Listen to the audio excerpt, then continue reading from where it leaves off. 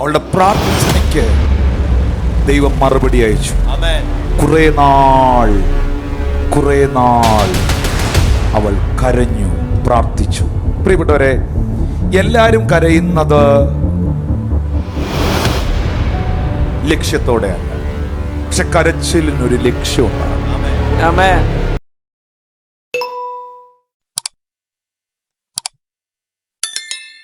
Hannah മനോവ്യസനത്തോടെ ഹൃദയം പറഞ്ഞു. നിങ്ങൾക്ക് ഇപ്പൊ ഏലി പറഞ്ഞത് അത്ര നല്ല കാര്യമല്ല. കാരണം ഏലി ഹന്നയെ തെറ്റിദ്ധരിച്ചു, സ്വാഭാവികമാണ്. പക്ഷേ ഹന്ന പറഞ്ഞു, ഞാൻ ദൈവത്തിൻ്റെ സന്നിധിയിൽ ഹൃദയം പകർന്ന് പ്രാർത്ഥിക്കുകയാണ്. ഇനി നിങ്ങൾക്ക് മീതെയുള്ള ദൈവപുരുഷന്റെ അനുഗ്രഹത്തിനകത്ത്, അങ്ങരാരോ ആയിക്കോട്ടെ, നിങ്ങൾക്ക് മീതെയുള്ള ഗുരുക്കന്മാരുടെ അനുഗ്രഹത്തിനകത്ത്, നിങ്ങൾക്ക് മീതെയുള്ളവരുടെ ബ്ലസ്സിങ്ങിനകത്ത് എന്തെങ്കിലും കാര്യമുണ്ടോ എന്ന് നമുക്കൊന്ന് നോക്കാം. 16-ാമത്തെ വാക്യം ഒന്ന് നോക്കി. ഏലി പറഞ്ഞത്, അടിയനെ ഒരു നീച സ്ത്രീയായി വിചാരിക്കരുത്, അടിയൻ സങ്കടത്തിന്റെയും വ്യസനത്തിന്റെയും ആധിക്യം കൊണ്ടാകുന്നു സംസാരിച്ചത്. 17-ാം വാക്യം. അതിന് ഏലി പറയുക, ഏലി ഒരു മീതെയുള്ള ദൈവമനുഷ്യന്റെ ബ്ലസ്സിംഗ് ആണ്. അതിന് ഏലി സമാധാനത്തോടെ പോയിക്കൊള്ളുക, ഇസ്രായേലിന്റെ ദൈവത്തോട് നീ കഴിച്ച അപേക്ഷ അവൻ നിനക്ക് നൽകുമാറാകട്ടെ. എത്ര വർഷമായി തുടങ്ങിയ പ്രാർത്ഥനയാ? നീണ്ട വർഷങ്ങളായുള്ള പ്രാർത്ഥനയാ. ഇന്നലെ തുടങ്ങിയ പ്രാർത്ഥനയല്ല. പക്ഷെ ഒരു ദിവസം അവളുടെ മീതെയുള്ള ദൈവദാസൻ, അവളുടെ പുരോഹിതൻ, അല്ലെ അവളുടെ പാസ്റ്റർ, അവളുടെ ദൈവദാസൻ അവളെ നോക്കിയിട്ട് പറഞ്ഞു, നീ കഴിച്ച നിന്റെ പ്രാർത്ഥനയ്ക്ക് ദൈവം മറുപടി തരട്ടെ എന്ന് പറഞ്ഞു. ഇനി 18-19 വാക്യം നോക്കിയേ. അടിയന് തൃക്കണ്ണിൽ കൃപ ലഭിക്കുമാറാകട്ടെ എന്ന് പറഞ്ഞ് സ്ത്രീ തന്റെ വഴിക്ക് പോയി ഭക്ഷണം കഴിച്ചു. അവളുടെ മുഖം പിന്നെ വാടിയില്ല. That is a blessing.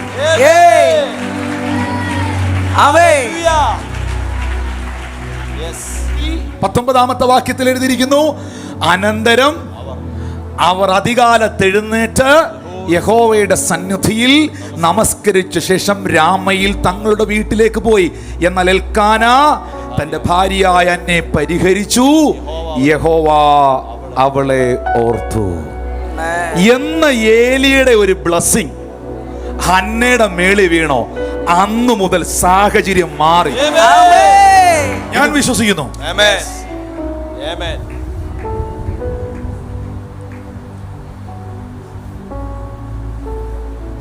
കർത്താവേ, എൻ്റെ മീതെയുള്ള എൻ്റെ പുരോഹിതന്റെ, എൻ്റെ മീതെയുള്ള എൻ്റെ പാസ്റ്ററിന്റെ, നിങ്ങൾ ഏത് സഭയിലും മക്കളെ, നിന്റെ മീതെയുള്ള ദൈവദാസന്റെ അനുഗ്രഹം, അത് ദൈവത്താൽ ഒരധികാരവും ഇല്ലല്ലോ. ഉള്ള അധികാരങ്ങളോ ദൈവത്താൽ സ്ഥാപിതമായിരിക്കുന്നു എന്ന് റോമർ 13 എഴുതിയിരിക്കുന്നത് പോലെ, നിന്റെ മീതെയുള്ള കർത്തൃദാസന്റെ, നിന്റെ മീതെയുള്ള നിന്റെ അപ്പന്റെ, നിന്റെ അമ്മയുടെ, നിന്റെ അധ്യാപകന്റെ ബ്ലസ്സിംഗ് നിന്റെ മുഖത്തിന്റെ വാട്ടത്തെ മാറ്റുന്നതായി. വിശ്വസിക്കുന്നവർ കരമടിച്ച് കർത്താവിന് നന്ദി പറയാം. പിന്നെ അവളുടെ മുഖം വാടിയില്ല. അവളുടെ പ്രാർത്ഥനയ്ക്ക് ദൈവം മറുപടി അയച്ചു. കുറെ നാൾ അവൾ കരഞ്ഞു, പ്രാർത്ഥിച്ചു. പ്രിയപ്പെട്ടവരെ, എല്ലാരും കരയുന്നത് ലക്ഷ്യത്തോടെയല്ല, പക്ഷെ കരച്ചിലിനൊരു ലക്ഷ്യം ഉണ്ടാകണം. ഈ 137-ാം സങ്കീർത്തനത്തിലാണെന്ന് എൻ്റെ ചിന്ത. അതിന്റെ 1-ാം വാക്യത്തിൽ, ബാബേൽ നദിയുടെ തീരത്ത് ഞങ്ങൾ ഇരുന്ന് സിയോനെ ഓർത്തപ്പോൾ ഞങ്ങൾ കരഞ്ഞു. എന്നിട്ട് 2-ാം വാക്യത്തിൽ മുതൽ എഴുതിയിട്ടുണ്ട്, അലരി വൃക്ഷങ്ങളിൽ ഞങ്ങളുടെ കിന്നരങ്ങളെ ഞങ്ങൾ തൂക്കിയിട്ടു. പാട്ടൊക്കെ നിർത്തി. ഗിറ്റാർ എവിടെ തൂക്കിയിട്ടു? മരത്തെ തൂക്കിയിട്ടു. പാട്ടൊക്കെ നിർത്തി. ഭയങ്കര കരച്ചില. ഞങ്ങളെ ബദ്ധരാക്കിക്കൊണ്ടുപോയവർ. നിങ്ങൾ 137-ാം സങ്കീർത്തനം വായിക്കുമ്പോൾ ഇവർ കരഞ്ഞത് എന്തുകൊണ്ടാണെന്നറിയോ? ഇവർ കരഞ്ഞത് നഷ്ടബോധം ഓർത്ത്. ഇവര് കരഞ്ഞത് കുറ്റബോധം കൊണ്ട്, ഇവര് കരഞ്ഞത് കിട്ടാതെ പോയ കാര്യങ്ങളെ ഓർത്ത്. ഈ കിട്ടാതെ പോയ കാര്യങ്ങളെയും കുറ്റബോധത്തെയും ഒക്കെ ഓർത്ത് ചുമ്മാ ഇരുന്ന് കരയുന്നവരുണ്ട്. കൈ കൊടുത്ത് പറഞ്ഞ കരച്ചിലിന് ഒരു ലക്ഷ്യമുണ്ട്. കരച്ചിലിന് ഒരു ലക്ഷ്യമുണ്ട്. ആമേൻ. ഹല്ലേലൂയ. ഹല്ലേലൂയ. ഹല്ലേലൂയ. ചില സ്ത്രീകൾ, ചില സഹോദരങ്ങൾ, അവർക്കൊരു നന്മയുണ്ടായാലും അവർ ചിലപ്പോൾ അത് കരഞ്ഞുകൊണ്ടാണ് പറയുന്നത്. കർത്താവായ യേശു ക്രിസ്തു ഉയർത്തെഴുന്നേറ്റ് കഴിഞ്ഞിട്ട് ഒരു മനുഷ്യനെന്ന നിലയിൽ ഒരു സ്ത്രീയോട് വാ തുറന്നു പറഞ്ഞ ആദ്യത്തെ വാക്കെന്നാന്നറിയാവോ? സ്ത്രീയെ കരയണ്ട.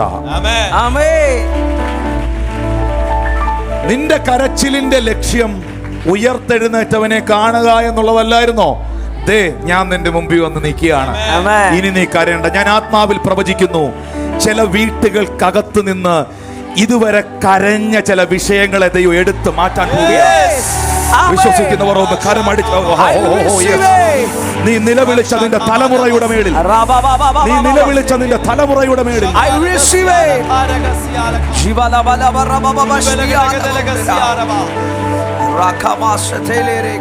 അതുകൊണ്ടാണ് ചില സ്ഥലത്ത് നിന്ന് ഈ കരയുന്നവരെയും വിലപിക്കുന്നവരെ യേശു പുറത്താക്കിയത്. നിങ്ങൾ വായിച്ചിട്ടുണ്ടോ?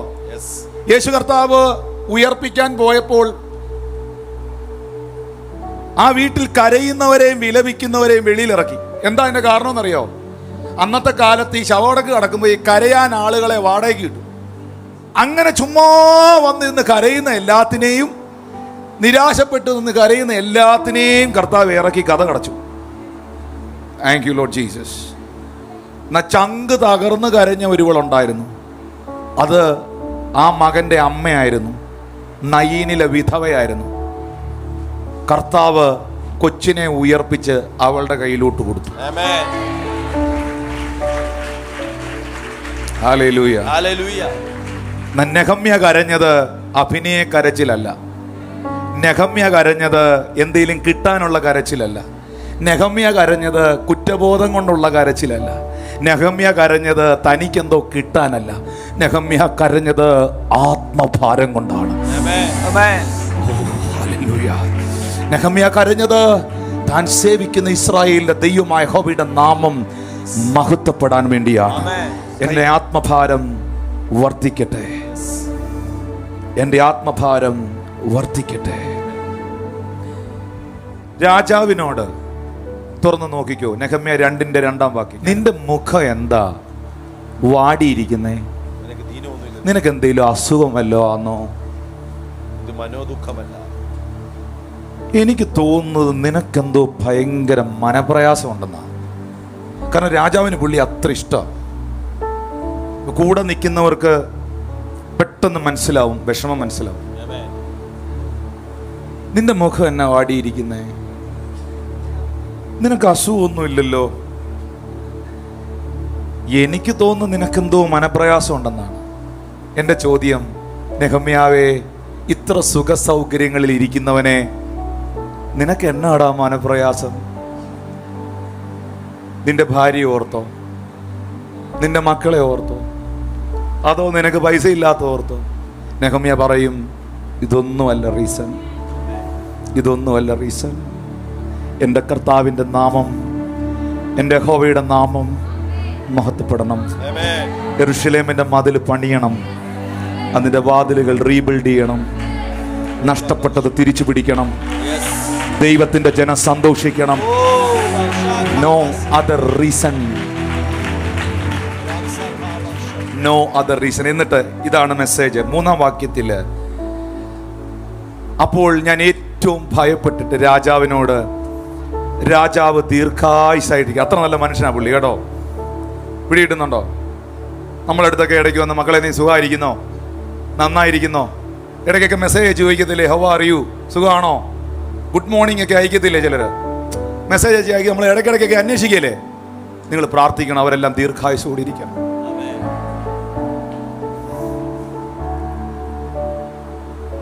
കാരണം നമ്മളെ സ്നേഹിക്കുന്നവർ നഷ്ടപ്പെട്ടു പോകരുത്. ശത്രുക്കൾക്ക് വേണ്ടിയും പ്രാർത്ഥിക്കണം, അവരെ അനുഗ്രഹിക്കണം. ഞാൻ പറഞ്ഞത് ആ റൂട്ടിലേക്കല്ല ഞാൻ പോകുന്നത്. ഞാൻ പോകുന്നത് ആ രാജാവ് വളരെ സ്നേഹത്തോടെ തന്നെ മനസ്സിലാക്കി സംസാരിച്ചപ്പോൾ ആ ദൈവപുരുഷൻ രാജാവിനോട് പറയുക, you are understanding my heart. ഈ വാക്കും ഭാഷണവും കൂടാതെ ചിലരെ മനസ്സിലാക്കും.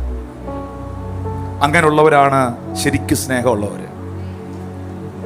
ആ മനുഷ്യൻ പറയുകയാണ്, നിങ്ങൾക്ക് ലോങ് ലൈഫ് ഉണ്ടാകട്ടെ, നിങ്ങൾ ദീർഘായുസ്സോടിരിക്കട്ടെ. എൻ്റെ പിതാക്കന്മാരുടെ കല്ലറകളുള്ള പട്ടണം. കണ്ടോ, നെഹമ്യാ തൻ്റെ പിതാക്കന്മാർ അബ്രഹാം തുടങ്ങി യാക്കോബ് തുടങ്ങി സകല പ്രവാചകന്മാരും സകല പിതാക്കന്മാരുമുള്ള ആ കല്ലറകളുള്ള പട്ടണം ശൂന്യമായും അതിൻ്റെ വാതിലുകൾ തീ കൊണ്ട് വെന്തും കിടക്കെ എൻ്റെ മുഖം വാടാതിരിക്കുന്നത് എങ്ങനെ? നമുക്ക് വല്ല ആത്മഭാരമുണ്ടോ? നമ്മുടെ രാജ്യം, നമ്മുടെ ഭാരതം, നശിച്ചു പോകുന്ന ആത്മാക്കൾ, നശിച്ചു പോകുന്ന യുവതലമുറകൾ, മനുഷ്യ മനസാക്ഷിയെ ഞെട്ടിപ്പിക്കുന്ന ഒരു പത്രവാർത്ത പോലും വായിക്കാൻ കഴിയാത്ത നിലകളിൽ ലോകമുണ്ടായ കാലം മുതൽ കേട്ടുകേഴ്വി പോലും ഇല്ലാത്ത അനിഷ്ട സംഭവങ്ങൾ ഒക്കെ ദേശത്തിൽ നടക്കുമ്പം ഒന്ന് ഇടിവിൽ നിന്ന് പ്രാർത്ഥിക്കാനോ ദേശം വിടുവിക്കപ്പെടാനോ ആലയത്തിൻ്റെ പണികൾ നടക്കുന്നുണ്ടോ? അതിൻ്റെ കാര്യങ്ങൾ എന്തായി? നമ്മുടെ ചർച്ചുകൾ, നമ്മുടെ ശുശ്രൂഷകൾ ലോകമെമ്പാടും, നമ്മുടെ പാസ്റ്റേഴ്സ് മാത്രമല്ല, ലോകമെമ്പാടും ശുശ്രൂഷ ചെയ്യുന്ന കർത്തൃദാസന്മാർ, ദൈവവേലക്കാർ, നോർത്ത് ഇന്ത്യയിലും മറ്റ് പല സ്ഥലങ്ങളിലും സുവിശേഷത്തിൻ്റെ പേരിൽ പീഡനങ്ങൾ അനുഭവിക്കുന്നവർ, വ്യഥകൾ അനുഭവിക്കുന്നവർ. നമ്മുടെ അകത്തൊരു ആത്മഭാരമുണ്ടോ? എന്നെ അനുഗ്രഹിക്കണേ, എൻ്റെ കൊച്ചുങ്ങളെ അനുഗ്രഹിക്കണേ, എനിക്കൊരു പുതിയ വണ്ടി തരണേ, എനിക്ക് ഗൾഫിൽ പോകാൻ വഴി തുറക്കണേ, എൻ്റെ പാസ്പോർട്ട് വിസ അടിക്കണേ എന്നും ഉള്ള പ്രാർത്ഥനകൾ മാത്രമായി നമ്മൾ ഒതുങ്ങിപ്പോകാതെ നമ്മുടെ മുഖത്തിൻ്റെ വാട്ടം നമ്മുടെ സാമ്പത്തിക സ്ഥിതികളെ ഓർത്തല്ല, നമ്മുടെ മുഖത്തിൻ്റെ വാട്ടം നമ്മുടെ പ്രശ്നങ്ങൾ ഓർത്തല്ല. പൗലോസേ, താങ്കളുടെ മുഖം പലപ്പോഴും വാടിയിരുന്നത്, താങ്കൾ പലപ്പോഴും ദുഃഖിച്ച് നടന്നത് താങ്കളുടെ സ്ഥിതികൾ ഓർത്തല്ല. 2 കൊരിന്ത്യർ 2:4 വളരെ കഷ്ടവും മനോവ്യസനവും ഉണ്ടായിട്ട് വളരെ കണ്ണുനീരോടുകൂടെ ഞാൻ നിങ്ങൾക്ക് വേണ്ടി എഴുതിയത് നിങ്ങൾ ദുഃഖിക്കേണ്ടതിനല്ല, എനിക്ക് നിങ്ങളോടുള്ള വലിയ സ്നേഹം അറിയിക്കേണ്ടതിനത്രേ. 2 കൊരിന്ത്യർ 11:23 മുതൽ 28 വരെ വായിക്കണം. ആ മനുഷ്യന്റെ ഭാരം സഭയെ ഓർത്ത്, ദേശത്തെ ഓർത്ത്, ജനത്തെ ഓർത്ത്. പുള്ളി ഉപയോഗിച്ചിരിക്കുന്ന വാക്കെന്നാണെന്നറിയാവോ? ആത്മാക്കളെ ഓർത്ത് ഞാൻ പ്രസവ വേദനപ്പെടുന്ന. പ്രസവ വേദന എന്നാണെന്ന് പ്രസവിച്ച സഹോദരിമാരോട് ചോദിക്കണം. അത്രയധികം ബോർഡനോടെ, ആത്മഭാരത്തോടെ പ്രാർത്ഥിച്ചവരുടെ നിരയാണ് ഈ തിരുവെഴുത്തിൽ നമ്മൾ കാണുന്നത്. ഹല്ലേലൂയ. പ്രിയപ്പെട്ടവരെ, ഞാൻ ആ വാക്യം അവസാനിപ്പിക്കട്ടെ. രാജാവ് എന്നോട് നിന്റെ അപേക്ഷ എന്തെന്ന് ചോദിച്ചു. എന്റെ പാനപാത്രവാഹകനെ, why you are suffering, why you are crying? ഒരു രാജാവാ ചോദിക്കുന്നേ. what do you want? നിനക്ക് എന്നാ വേണ്ടേ? എന്താ നിന്റെ പ്രശ്നം? ഞാൻ കൂടെ രാജാവായി പറയുന്നേ, എന്താ നിന്റെ ആവശ്യം? നിങ്ങൾ ശ്രദ്ധിച്ചേ, രാജാവ് എന്നോട് നിന്റെ അപേക്ഷ എന്തെന്ന് ചോദിച്ചപ്പം രാജാവിനോട് പറയേണ്ടത് രാജാവിനോടല്ല പറഞ്ഞേ, ഉടനെ ഞാൻ സ്വർഗത്തിലെ ദൈവത്തോട് പ്രാർത്ഥിച്ചു. രാജാവേ, നീ തന്നാൽ, നീ ചെയ്താൽ നിനക്ക് ഇത്ര ചെയ്യാൻ പറ്റൂ. പക്ഷെ എനിക്കൊരു രാജാതി രാജാവുണ്ട്. Oh, you are not with me. Hallelujah. എനിക്കൊരു കർത്താവുണ്ട്. എന്റെ സങ്കടങ്ങൾ എനിക്ക് മനുഷ്യരോടല്ല പറയാനുള്ളത്. എന്റെ സങ്കടങ്ങൾ എനിക്ക് നാട്ടുകാരോടല്ല പറയാനുള്ളത്. എന്റെ സങ്കടങ്ങൾ ലോകക്കാരോടല്ല പറയാനുള്ളത്. എന്റെ വിഷയം എനിക്ക് ദൈവത്തോടാ പറയാനുള്ളത്.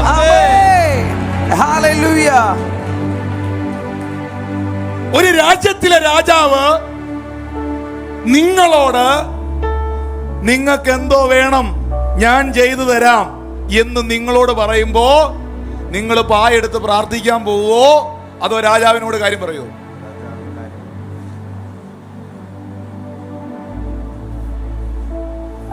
നെഹമ്യായ്ക്ക് ഒറ്റ കാര്യം പറയാനുള്ളൂ. ഇത് ജെറുസലേമിന്റെ മതിലാ, ഇത് അതിന്റെ വാതിലാ, ഇത് സ്പിരിച്വലാ, ഇത് കിങ്ഡമാ. ഹല്ലേലൂയ. ഈ രാജ്യം പണിയാൻ, ഈ രാജ്യം പൊക്കാൻ, ഇതിൽ വെളിപ്പെടാൻ മാനുഷിക കൈകളല്ല ഇറങ്ങേണ്ടത്, സ്വർഗത്തിന്റെ കൈകളാണ് ഇറങ്ങേണ്ടത്. നിന്റെ ഭവനത്തിൽ, നിന്റെ തലമുറയിൽ, നിന്റെ ജീവിതം എത്ര പേര് ആഗ്രഹിക്കുന്നു? പിതാവേ, മതില് പണിയുടെ ചരിത്രമെന്ന് തുടങ്ങാതെ നെഹമ്യാവിന്റെ ചരിത്രമെന്ന് പറഞ്ഞ് ഈ പുസ്തകം ആരംഭിച്ചത് നിന്റെ മഹത്വത്തിനു വേണ്ടി ആ മനുഷ്യൻ നിന്നതുകൊണ്ടാണ്. നിന്റെ രാജ്യത്തിനു വേണ്ടി സ്റ്റെപ്പ് വെച്ചതുകൊണ്ടാണ്. വിശ്വസിക്കാമോ? അപ്പാ, ഞാൻ കണ്ടിട്ടില്ലാത്തവരെ, എനിക്കൊരു പരിചയമില്ലാത്തവരെ എനിക്ക് വേണ്ടി പ്രാർത്ഥിക്കാൻ, എന്നെ കരുതാൻ നീ ഒരുക്കുന്ന കർത്താവാണ്. പ്രവചനങ്ങൾ പോലും പ്രതികൂലമായി നിൽക്കുന്ന സാഹചര്യത്തിൽ, പ്രവചനങ്ങൾ പോലും പ്രതികൂലമായി നിൽക്കുന്ന വർഷങ്ങളിൽ ഒരു മനുഷ്യൻ ദൈവസന്നിധിയിൽ ഒറ്റ കാര്യത്തിന് വേണ്ടി ഇടിവിൽ നിന്ന് പ്രാർത്ഥിച്ചപ്പോൾ ദൈവം പോലും തീരുമാനങ്ങളെ മാറ്റിയെങ്കിൽ, തമ്പുരാന്റെ തീരുമാനങ്ങളിൽ വരെ വ്യത്യാസം വന്നെങ്കിൽ, കരയുന്നവർ, ഉപവസിക്കുന്നവർ, കുറെ നാളായി പ്രാർത്ഥിക്കുന്നവർ ഒന്ന് കൈ ഉയർത്തിപ്പിടിക്കാം. കരഞ്ഞവർ, ഉപവസിച്ചവർ, കുറെ നാളായി പ്രാർത്ഥിക്കുന്നവർ കരങ്ങൾ ഉയർത്തിപ്പിടിക്കാം. നിന്നെ സ്വർഗത്തിലെ ദൈവം ഒരു സൊല്യൂഷൻ ആക്കി മാറ്റി. അതരങ്ങൾ തുറന്ന് അന്യഭാഷയിൽ പ്രാർത്ഥിക്കാൻ തുടങ്ങി. സ്വർഗത്തിലെ ദൈവം നിന്നെ ഒരു സൊല്യൂഷൻ ആക്കി മാറ്റി. ശബ്ദമുയർത്തി, ശബ്ദമുയർത്തി. നിന്നെ സ്വർഗത്തിലെ ദൈവം ഒരു സൊല്യൂഷൻ ആക്കി മാറ്റി. അതരങ്ങൾ തുറന്ന് പ്രാർത്ഥനയിൽ പോരാടാൻ ഒരു കൂട്ടത്തെ ദൈവം ഇതിൽ എഴുന്നേൽപ്പിക്കട്ടെ. പ്രാർത്ഥനയുടെ ആത്മാവ് കൊണ്ട് ദൈവം ചിലരെ നിറയ്ക്കട്ടെ. ചില രാജസന്നിധികൾ വിടാൻ യേശുവിനെ പോലെ താൻ ദൈവമായിരിക്കെ ദൈവത്തോടുള്ള സമത്വം മുറുകെ പിടിച്ചു കൊള്ളണം എന്ന് വിചാരിക്കാതെ വേഷത്തിൽ മനുഷ്യനായി അവൻ താണഭൂമിയിലേക്ക് ഇറങ്ങിയത് കൊണ്ടാണ് ഞാനും നിങ്ങളും രക്ഷിക്കപ്പെട്ടത്, ഞാനും നിങ്ങളും വിടുവിക്കപ്പെട്ടത്. ചില പിടികളൊക്കെ ഒന്ന് വിടാൻ തയ്യാറാവുമോ? ഒന്ന് കരങ്ങളെ ഉയർത്തുവോ? എൻ്റെ ജോലി, എൻ്റെ പണം, എൻ്റെ പദവി, ഞാൻ എൻ്റേതെന്ന് പറഞ്ഞ് അഭിമാനിക്കുന്നത് ചിലത് ദൈവത്തിൻ്റെ രാജ്യത്തിന് വേണ്ടി വിട്ടെറിയാൻ, പ്രാർത്ഥിക്കാൻ, ചില പണികൾക്കായി പരസ്പരം ഉത്സാഹിപ്പിക്കാൻ ഒന്ന് ആത്മാവിൽ പ്രാർത്ഥിക്കാൻ തുടങ്ങി. ഈ ശബ്ദമല്ല ഞാൻ പ്രതീക്ഷിച്ചത്, ഈ അന്യഭാഷയുമല്ല. ഞാൻ ഇത്രേ ദൈവമക്കളോട് ആവശ്യപ്പെടുന്നുള്ളൂ. കുറെ നാളായി കരയുന്നവർ, കുറെ നാളായി ചില വിഷയങ്ങൾക്ക് വേണ്ടി പ്രാർത്ഥിച്ചുകൊണ്ടിരിക്കുന്നവർ, കുറെ നാളായി ദൈവത്തോട് അത് ചോദിക്കുന്നവർ, ഈ സമയത്ത് അത് പ്രാർത്ഥിക്കാനുള്ള സമയമാണ്. നിങ്ങളുടെ ഒരു പുരോഹിതൻ, നിങ്ങളുടെ ഒരു പാസ്റ്റർ എന്ന നിലയിൽ ഞാൻ എൻ്റെ വായിൽ നിന്ന് ഏലിയെ പോലെ ഒരു വാക്ക് റിലീസ് ചെയ്യുകയാണ്. ദൈവം നിന്റെ പ്രാർത്ഥനയെ ഓർക്കട്ടെ, ദൈവം നിന്റെ വഴിപാടുകളെ ഓർക്കട്ടെ, ദൈവം നിന്റെ പ്രാർത്ഥനയ്ക്ക് മറുപടി നൽകട്ടെ. ആ കരങ്ങളെ ഉയർത്തി പ്രാർത്ഥിക്കാൻ തുടങ്ങി. നെഹമ്യാവ് ഒരു ചരിത്രമായി മാറിയതുപോലെ നിങ്ങളുടെ ജീവിതം ചുവരിൽ തൂങ്ങുന്ന കേവലം ഒരു ചിത്രമായി അവശേഷിക്കാതെ നിങ്ങളുടെ ദേശത്തിൽ, നിങ്ങളുടെ സഭയിൽ, നിങ്ങളുടെ പട്ടണത്തിൽ നിങ്ങളൊരു ചരിത്രമാകണമെങ്കിൽ, ഞാനൊരു ചരിത്രമാകണമെന്ന് ചിന്തിച്ച് ജീവിച്ച് പ്രവർത്തിക്കാതെ, എൻ്റെ മഹത്വം ഞാൻ അന്വേഷിക്കാതെ, എനിക്കെന്നുള്ള ചിന്തയിൽ ഞാൻ ജീവിക്കാതെ, ദൈവസന്നിധിയിൽ ഇരിക്കാനും കരയാനും പ്രാർത്ഥിക്കാനും വിഭാഗ്യതകൾ കൂടാതെ ദൈവരാജ്യം, ദൈവരാജ്യം, ദൈവരാജ്യം എന്ന ഒറ്റ ചിന്തയിൽ, അത് ആ വ്യക്തി പണിതാലും ഈ വ്യക്തി പണിതാലും ഈ സഭ ചെയ്താലും, കിങ്ഡം ഓഫ് ഗോഡ്, കർത്താവിൻ്റെ രാജ്യം വലുതാകണം എന്ന ഒറ്റ ആഗ്രഹത്തോടെ അതിന് സപ്പോർട്ടീവായി ദർശനമേറ്റെടുത്ത് ഇരിക്കാൻ, കരയാൻ, പ്രാർത്ഥിക്കാൻ, ഒന്നിച്ചു പ്രവർത്തിക്കാൻ, ചുമല് കൊടുക്കാൻ, കട്ട കെട്ടാൻ, കൂടെ നിൽക്കാൻ ഒക്കെ നിങ്ങൾ തയ്യാറായാൽ കർത്താവിൻ്റെ മഹത്വം മാത്രം നിങ്ങൾ അന്വേഷിക്കുന്ന ഒരു വ്യക്തിയായി മാറിയാൽ ദൈവം നിങ്ങളെ ഒരു സൊല്യൂഷനാക്കും. നെഹമ്യാവിന്റെ പ്രാർത്ഥന, നെഹമ്യാവിന്റെ ഉപവാസം ഒരു വലിയ പ്രശ്നത്തിന് പരിഹാരമായി. നെഹമ്യ ഒരു സൊല്യൂഷൻ ആയിരുന്നു, ദൈവത്തിന്റെ കരത്താൽ ഒരു സൊല്യൂഷൻ. മോശ ഒരു ജനതയുടെ സൊല്യൂഷനാക്കി ദൈവം മാറ്റി. മിഥ്യാനി അടിമത്വത്തിൽ നിന്ന് ഇസ്രായേലിനെ വിടുവിക്കാൻ ദൈവം ഗിദയോനെ ഒരു സൊല്യൂഷനാക്കി മാറ്റി. മാനവകുലത്തെ മുഴുവൻ രക്ഷിക്കാൻ ദൈവം തന്റെ പുത്രനെ ഒരു പരിഹാരമാക്കി മാറ്റി. നിങ്ങളൊരു പ്രശ്നമായി മാറല്ല, നിങ്ങളൊരു പ്രശ്നമായി, നിങ്ങൾ ആർക്കും ഒരു പ്രശ്നമായി മാറല്ല, നിങ്ങൾ ആർക്കും ഒരു തലവേദനയായി മാറല്ല, നിങ്ങൾ അനേക പ്രശ്നങ്ങൾക്ക് ഒരു പരിഹാരമായി മാറണം. അനേക പ്രശ്നങ്ങൾക്ക് ഒരു സൊല്യൂഷൻ ആകണം. നിങ്ങൾ വിടവുകളെ അടയ്ക്കുന്നവരാകണം. ആ രാജ്യത്തിന് വേണ്ടി കരഞ്ഞത്, ഉപവസിച്ചത്, ആ വർത്തമാനം ചോദിച്ച് കേട്ടറിഞ്ഞ് പ്രാർത്ഥിച്ചത് തൻ്റെ ആത്മഭാര നിമിത്തമാണ്. ആത്മഭാരം അവൻ്റെ ഉള്ളിൽ ദൈവം കൊടുത്തതാണ്. അതിലെല്ലാം ഉപരിയായിട്ട് യഹൂദന്മാർ പലരും പണിയേണ്ട മതില്, യഹൂദന്മാർ ചെയ്യേണ്ട പ്രവൃത്തി ചെയ്യാൻ ശൂഷൻ രാജസന്നദ്ധിയിൽ നിന്ന്, പേർഷ്യൻ രാജ്യത്ത് നിന്ന് ഒരു നെഹമ്യാവിന് ആത്മഭാരം കൊടുത്ത് ദൈവം ജെറുസലേമിലേക്ക് കൊണ്ടുവന്നതുപോലെ നിങ്ങൾ പ്രതീക്ഷിക്കാത്ത വ്യക്തികളെ നിങ്ങൾക്ക് വേണ്ടി ദൈവം ഒരുക്കുന്നത്, നിങ്ങൾ കണ്ടിട്ടില്ലാത്ത വഴികളെ ദൈവം നിങ്ങൾക്ക് വേണ്ടി തുറക്കുന്നത്. കുറെ നാൾ നിങ്ങൾ പ്രാർത്ഥിക്കുന്ന ആളാണ്. നിങ്ങളുടെ ഭർത്താവിന് വേണ്ടി, നിങ്ങളുടെ ഭാര്യയ്ക്ക് വേണ്ടി, നിങ്ങളുടെ മക്കൾക്ക് വേണ്ടി, നിങ്ങളുടെ സഭയ്ക്ക് വേണ്ടി, നിങ്ങളുടെ ജോലിക്ക് വേണ്ടി, നിങ്ങളുടെ ആരോഗ്യത്തിന് വേണ്ടി, നിങ്ങളുടെ കുടുംബത്തിന്റെ രക്ഷയ്ക്ക് വേണ്ടി, നിങ്ങളുടെ ദേശത്തിന് വേണ്ടി നിങ്ങൾ കുറെ നാൾ പ്രാർത്ഥിക്കുന്ന ആളാണോ? മടുത്തു പോകല്ലേ.